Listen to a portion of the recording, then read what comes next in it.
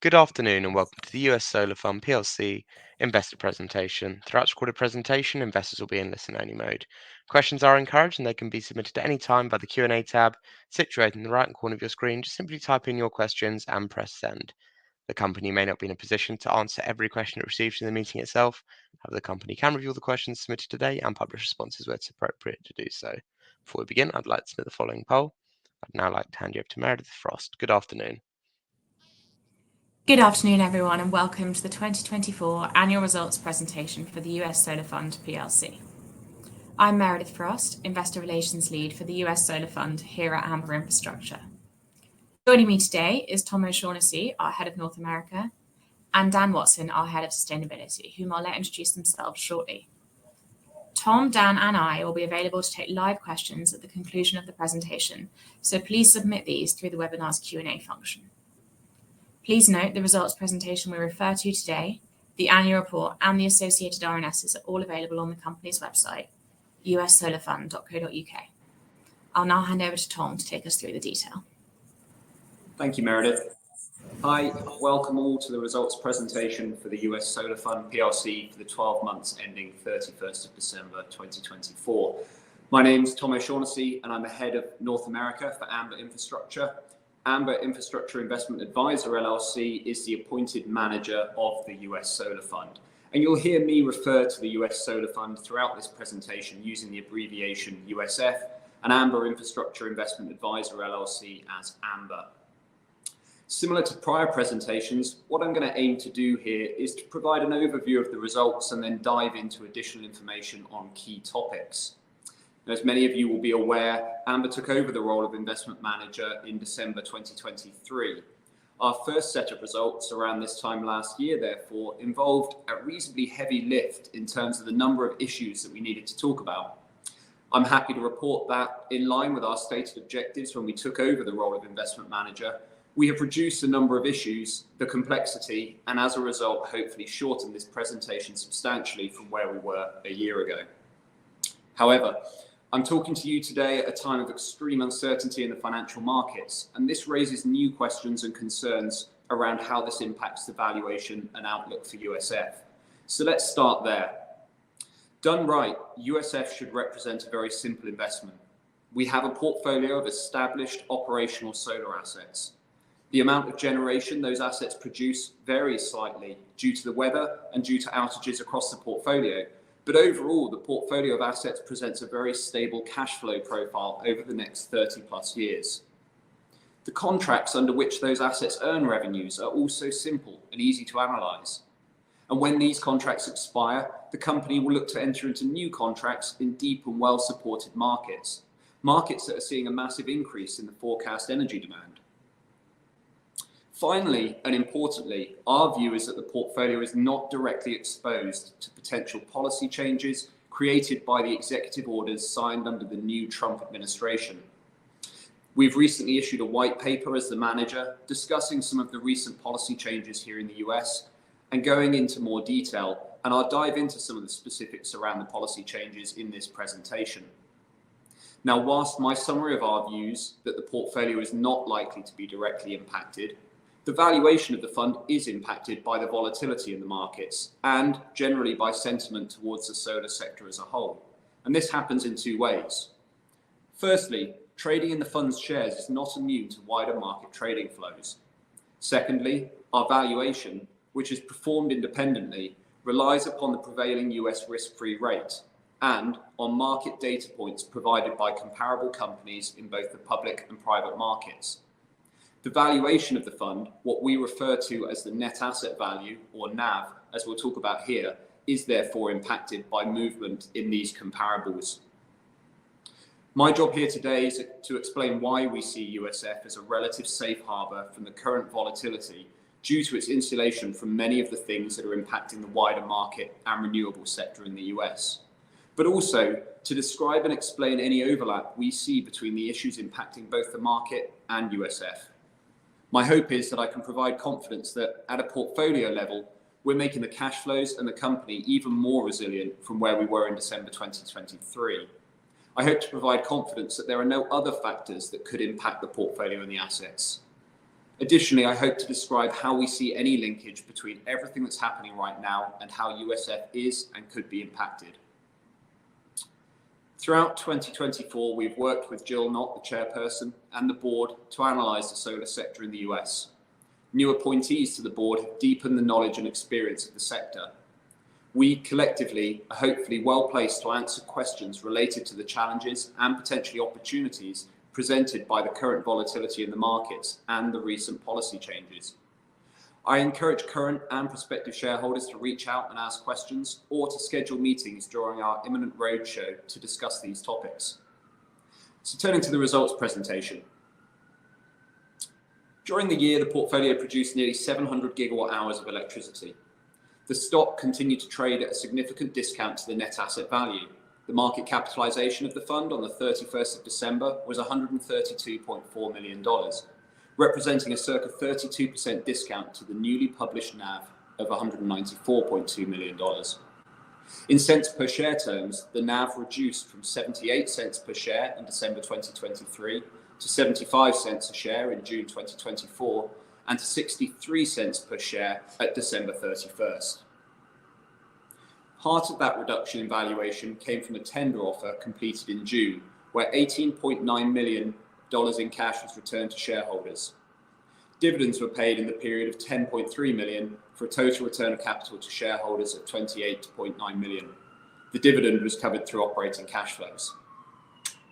From an IFRS perspective, the company generated a $34.8 million loss in the period, and the average discount rate used in the valuation of the portfolio increased during the period from 8.8% to 10.8%. This was primarily due to the additional risk premium demanded by the market for companies operating in the US renewables sector. Now, this is the main topic that I'm going to talk about here today, as it's the most significant driver of the change in the net asset value for the period.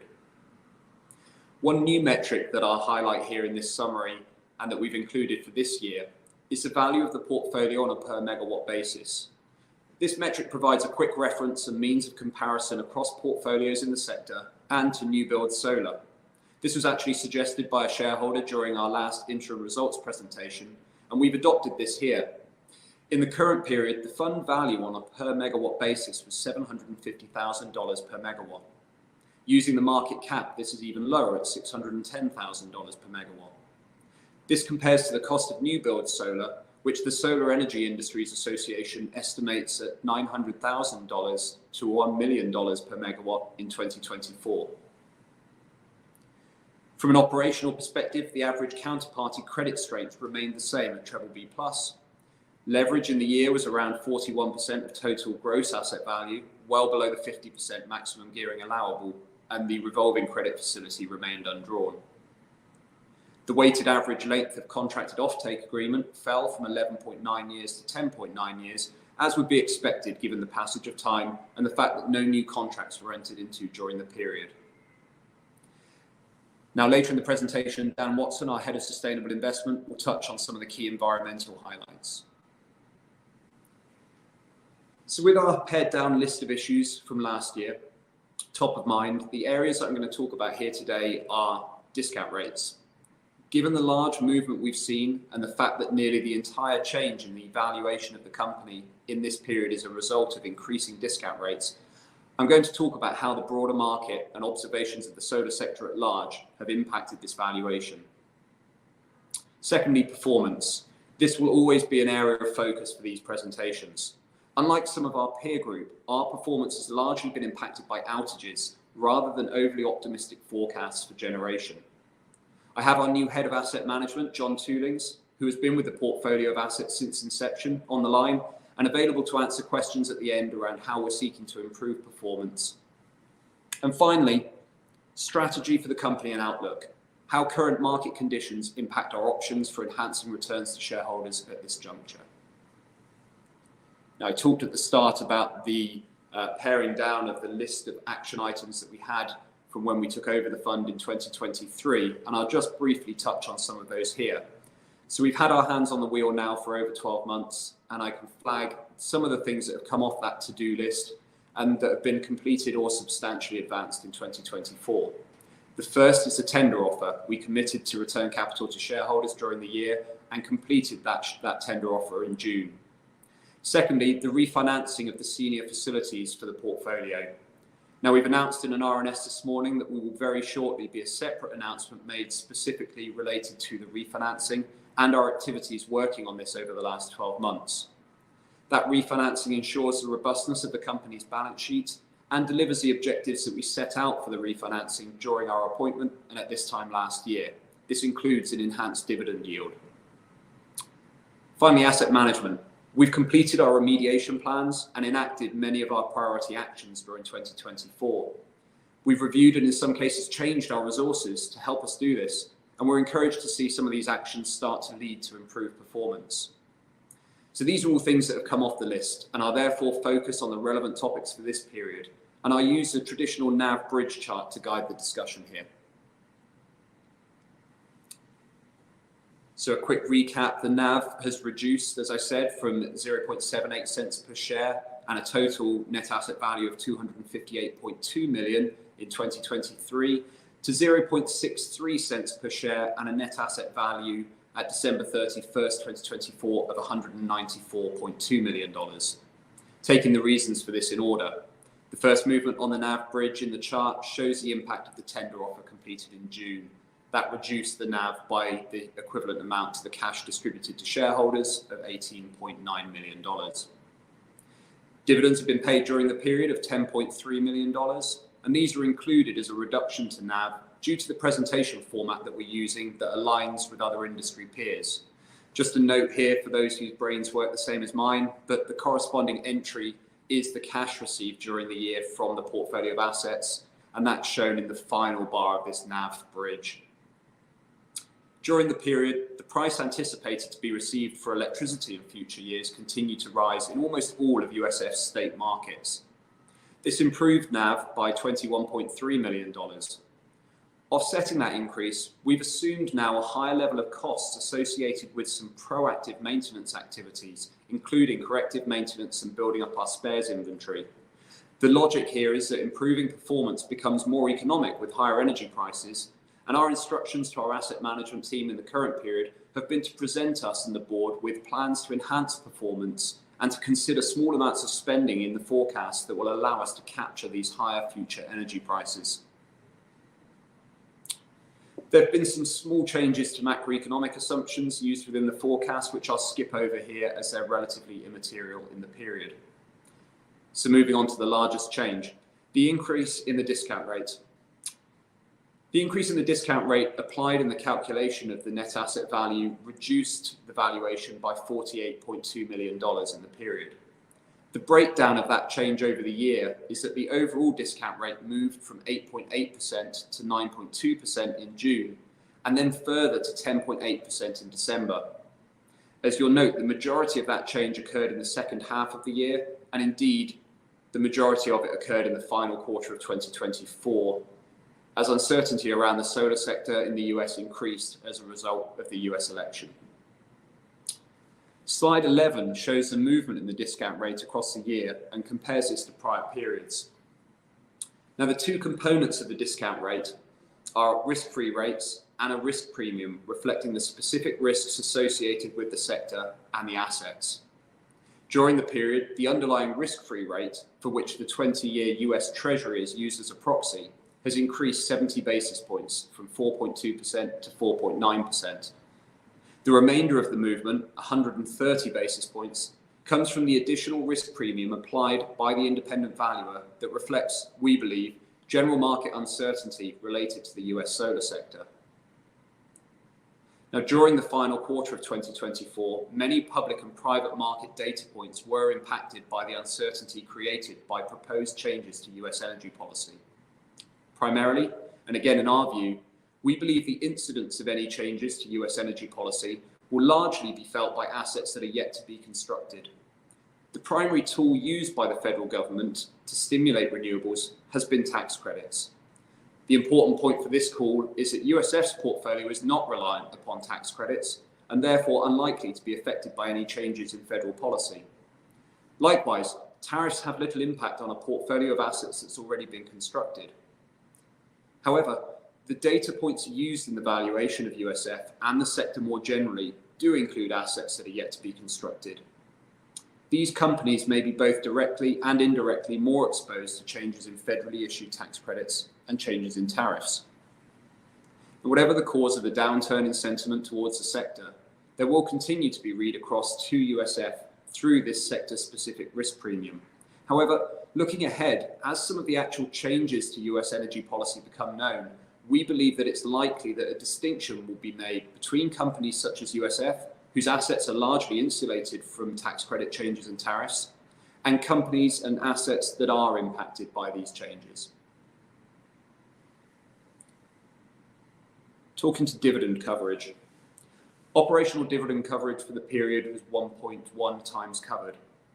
In 2023, this was 0.5 times. The operational dividend coverage metric seeks to reflect the sustainability of dividends payable by looking at underlying cash generation from the portfolio and excluding significant one-off costs and incomes not expected to be recurring in nature. We made this change when we took over as manager to provide clarity on the level of operating cash flow and dividend cover across the portfolio. Turning now to operational performance. Another change that we've made since taking over as manager is to try and communicate some of the long-term trends more clearly. The charts on slide 14 are a good example of that. This is our revised approach to showing both long-term weather-related performance and non-weather or outage-related performance. What we believe it's important to demonstrate is not only the in-period performance versus budget, but also what are the long-term trends and, as a result, if forecasts need to be adjusted. And we'd absolutely expect to adjust forecasts for generation if it were deemed likely that these forecasts could not be achieved. As shown on the charts, our long-term average for performance versus weather forecasts is negative 1.5%. Now, we'll continually track this, but we do not believe at this stage a negative variance of 1.5% leads to a need to adjust the long-term forecasts. Looking at outage or non-weather related performance, the performance has been on average negative 3.2% below forecasts. Now, whilst that outperforms the general sector, it's still below our long-term forecast. And during the current period, performance was below both our forecast and the average. And we'll discuss that more over the next few slides. But overall, we see that non-weather related underperformance as relating to issues that are capable of being resolved. We've also had this confirmed by expert consultants during the period who have analysed our remediation plans and their likely impact on the performance of individual assets, providing confidence that we can achieve our forecasts. We therefore see no need to adjust our forecasts based on the average underperformance since IPO. Talking specifically to performance in the period. During the period, the total performance of the portfolio was down 9% versus forecasts, 2.9% from weather-related factors, and 6.1% from non-weather related or outage-related factors. Variance in the weather-related factors came largely from the Milford asset and the Granite portfolio. Milford was due to an exceptionally stormy first quarter, and the Granite portfolio due to a cloudy and unseasonably stormy summer season. As it related to non-weather or outage-related underperformance, this was attributable to the Heelstone, Olympus, and Granite portfolios, where low-level inverter outages, grid outages, and communication issues impacted generation. During the period, we replaced a number of the O&M contractors working across the portfolio based on a performance review that we carried out during Q1 of this year. We've seen the performance of these assets improve following these replacements, and we're now assessing the benefits of replacing other operational subcontractors where performance has been below expectations. We don't expect to see any additional costs as a consequence of making these replacements, due largely to the revised assumptions that were made at the time of the 2023 annual results. The actions within our remediation plan now focus on addressing these multiple low-level outages we are experiencing. Smaller but more numerous issues really require us to get on the front foot with a preventative or proactive maintenance plan that assesses components that are likely to fail and replace them prior to this happening. Our internal asset management process and procedures are allowing us to capture and address problems across the portfolio more quickly and deal with them more efficiently. During the period, we made changes to our own internal team and promoted John Toolings, who's been involved in the management of these assets since, in some cases, before the prior manager acquired the assets in 2019 and 2020. John knows these assets inside out and has brought a fresh approach and energy to resolving these lingering issues and small-scale outages across the portfolio. John will be travelling with me on the roadshow and available to talk about specific issues across the portfolio at the end of this call. So in terms of next steps for performance, the remaining O&M contractors at a number of the sites are under review with an expectation that we'll make changes to their scope or potentially changes to the contractors during 2025. Now that we've moved through the remediation plan, we do move into the proactive maintenance phase, and proactive maintenance plans are now being enacted. Spare supplies are being increased in order to address residual issues at several of the sites. And finally, we're working to explore opportunities to enhance performance above our current forecasts. Now I'll pass over to Dan Watson, our Head of Sustainability now, to talk a bit about the responsible and sustainable aspects of the portfolio. Great, thanks Tom, and it's a pleasure to speak with you all today, and we're pleased to provide an update on the company's progress in relation to sustainability. Fundamentally, the company continues to support the transition to net zero and the delivery of the UN Sustainable Development Goals through its investments in solar. In addition, the company recognises the importance of managing investments sustainably and aims to integrate best practice where possible. Reflecting the company's focus on maximising operational performance of the portfolio and shareholder returns, the company has elected to provide enhanced sustainability-related disclosures within the annual report and not provide a standalone sustainability report. Whilst we believe these disclosures will reflect investor needs, we would be more than happy to provide more information to shareholders on request. Over the period, Amber's dedicated sustainability and asset management teams have been gathering and processing data to ensure the company can confidently report on the impacts of its investments. In 2024 alone, the company's investments have displaced over 448,000 tonnes of CO2 emissions through its solar projects. To put it in perspective, that's the equivalent of taking over 106,000 cars off the road and generating enough clean energy to power over 64,000 homes. In addition to quantifying the positive impact of the company's investments, we've also collected investment-specific data relating to SFDR disclosures, specifically the principal adverse indicators, which we hope will support shareholders' regulatory and voluntary ESG data requirements. And in an effort to continue to improve the quality of the company's data, we've introduced new contractual requirements for ESG data monitoring and reporting as part of the process of replacing O&M contractors across the portfolio. Continuing on disclosure and regulation, the company has undertaken a review of requirements relating to the UK sustainability disclosure requirements. Following this review, we can confirm that USF is not required to report in line with the UK sustainability disclosure requirements.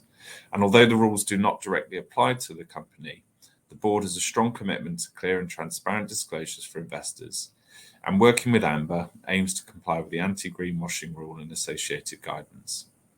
However, from a sustainability label perspective, we remain committed to providing data that will enable investors to categorise USF with their own labelling frameworks as required. Finally, we'd like to note that the disclosures we produce are designed to support shareholder requirements. As such, we are always seeking feedback from investors, so please don't hesitate to contact us to discuss requirements or if you'd like any further detail on what's been disclosed. And with that, I'll hand back over to Tom to conclude the presentation. Thanks, Dan. So finally, I'll turn to the outlook for the company and assets. I'll remake the point that I stated last year at this time, and that is, for an operational solar portfolio such as USF, the relevance of state-level policy generally outweighs the broader US federal agenda.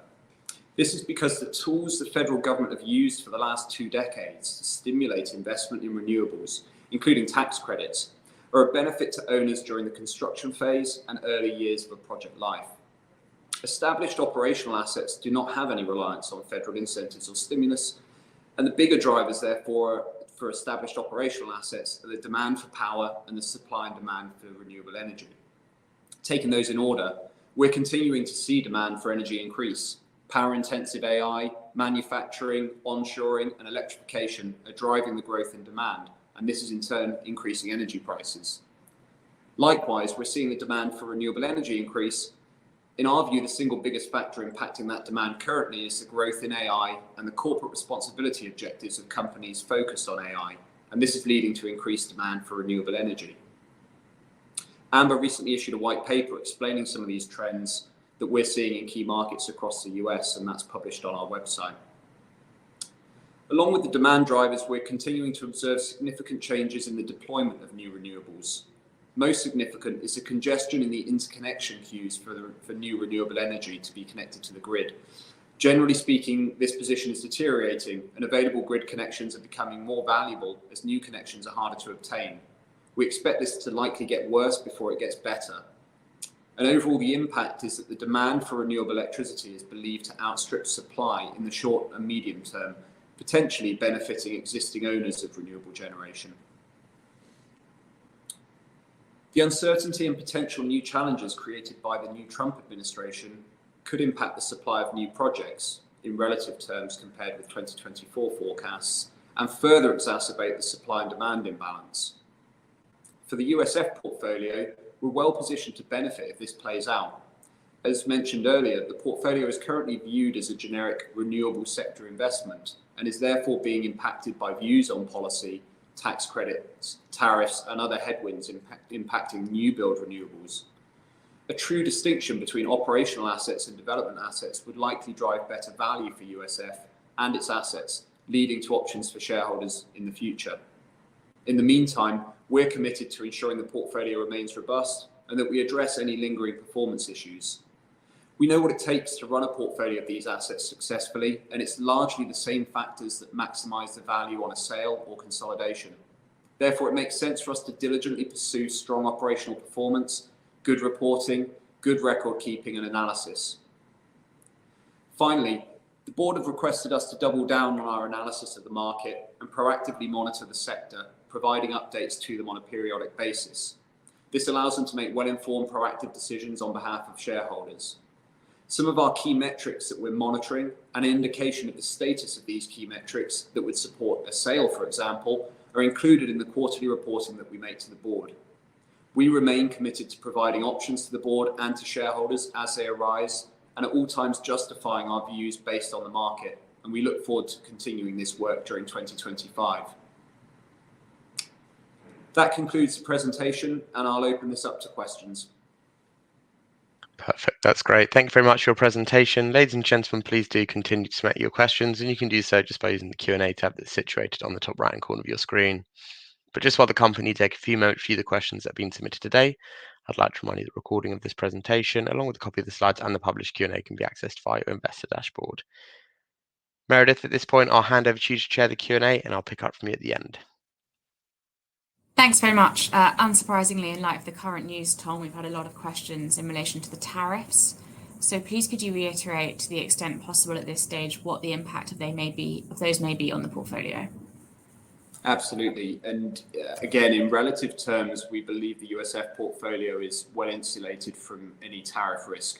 And fundamentally, that's because these are already constructed. These are operational assets. We are not reliant on bringing in inverters or panels or any other pieces of kit that could be subject to tariffs in order to operate the assets and generate electricity. And that means that we have very little exposure, if any, to tariffs on overseas equipment or any other service that we require in order to generate electricity from the portfolio. Thanks. And related, there's a question about what the potential long-term risks could be stemming from the US administration's unleashing American energy order. The energy order signed on the 20th of January requires federal agencies to review their current policies and align those with new rules stipulated by the administration. Now, that process will conclude during this month, and we'll start to see some information around what might happen, and the first piece of that will be whether federal agencies indeed believe they do align with that guidance. Subsequently, later in the year, we'll see the reconciliation bill, which will again provide some more information and clarity on any changes that are proposed. For the USF portfolio, again, we are relatively immune, relatively insulated from anything that would happen, especially as it relates to things like changes in the ITC and PTC tax credits, which is something that has been discussed. That's again because we are an operational portfolio and we are not currently constructing or acquiring new assets, and therefore changes to tax credits, for example, that benefit new build assets are not relevant for the USF portfolio. Now, again, I'll reiterate that the impact of just general sentiment for the sector, because it relates to companies that do have some exposure as well as USF, and the fact that all of the companies are being lumped together and looked at similarly at the moment does have some impact on our valuation. But from a fundamentals perspective, we believe, very little exposure to changes in federal policy. Thanks. And in relation to the status of the market, what are the prospects of selling the assets in the near term? And specifically, someone's asked why private buyers aren't taking advantage of the current public market valuations that are available. It's a great question. I think volatility is no one's friend, and I think we are certainly seeing, just generally in terms of M&A activity, a slowdown right now, and greater variability in pricing of any transactions that do take place. Therefore, we don't think it's a good time to be trying to sell the portfolio, and it would be difficult for me to sit here today and explain why it would be a good time in the current market to sell anything. But what we expect, as I've talked through here, to see is some distinctions being made pretty soon around assets that potentially are impacted by some of the changes in policy, and assets such as USF, which will not be. And in that market, potentially there are opportunities to sell the portfolio. There are opportunities to create better options and enhance the value to shareholders through doing that. And we'll continue to monitor that through the course of the year. Completely conversely, someone's asked, are there any opportunities to acquire other assets or portfolios at the moment at the current low valuations? Again, I think it's a great question, and what we are seeing anecdotally across the market is anyone that is a forced seller, anyone that needs to sell an asset right now,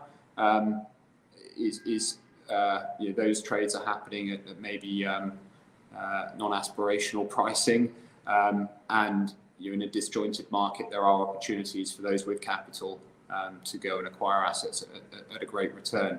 I think that is one of the reasons that we, or the board, have encouraged shareholders in USF to not place the fund into a sort of forced sales process through the discontinuation vote. I think it puts us in a different position than if we approach the market seeking to highlight some of the benefits of this portfolio versus other assets, and seeking to create liquidity through that means, rather than demonstrating to the market that we're a forced seller and maybe therefore getting picked off by opportunistic buyers, which are making up the majority of the market at this point.